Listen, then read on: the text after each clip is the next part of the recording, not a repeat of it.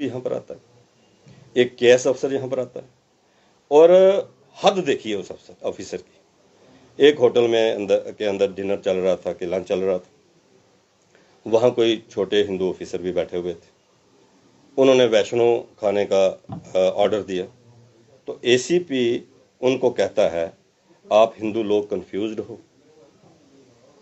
आपको शायद पता नहीं है कि आपने 4 वेदास नहीं शायद पढ़े होंगे। तो उन्होंने कहा कि हमने पढ़े।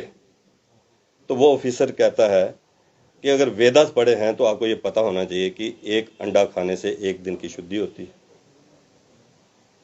एक चिकन खाने से हफ्ते की शुद्धि होती है, एक बकरा खाने से महीने की शुद्धि होती है।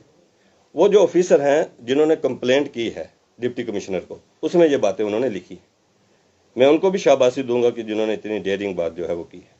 और उन्होंने इसके बाद कहा कि गाय का मीट खाने से 1 साल की शुद्धि होती है। आप मुझे ये बताएं, ऐसा ऑफिसर जो जहां दंगा कराने आ गया, मैं अपील करूंगा और अनुरोध करूंगा मेजॉरिटी कम्युनिटी के नेताओं से, ऐसे ऑफिसर के खिलाफ उनका रिएक्शन आना चाहिए।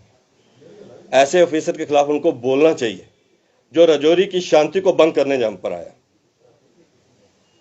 अभी तक उनकी तरफ से कोई बयान नहीं आया है।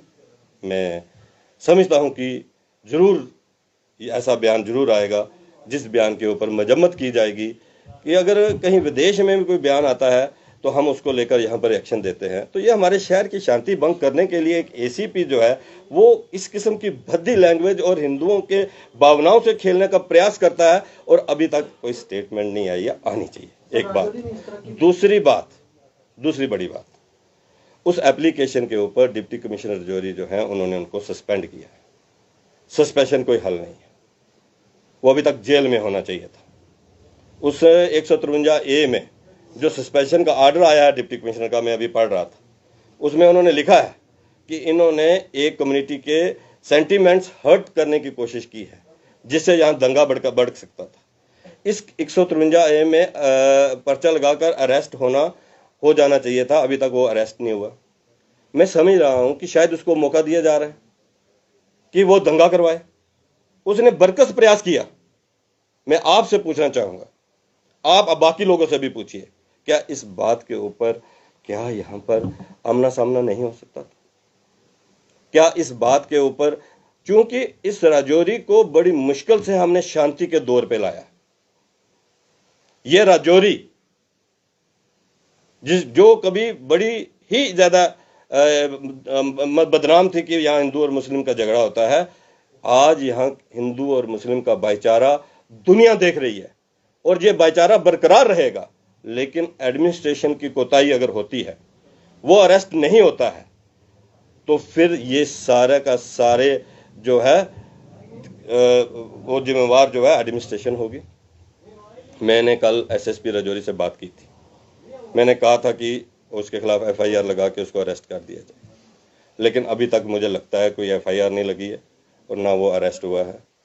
मैं ये कहना चाहूँगा कि ऐसे ऑफिसर को तो नौकरी से निकाल देना चाहिए। डिप्टी कमिश्नर राजौरी जो हैं उन्होंने हमसे प्रॉमिस किया था सस्पेंड करके हमें जीएडी को लिख देंगे और इसको यहाँ से रिलीव कर देंगे कि जीएडी इसको देखे, लेकिन सस्पेंशन तक ही उन्होंने रखा है।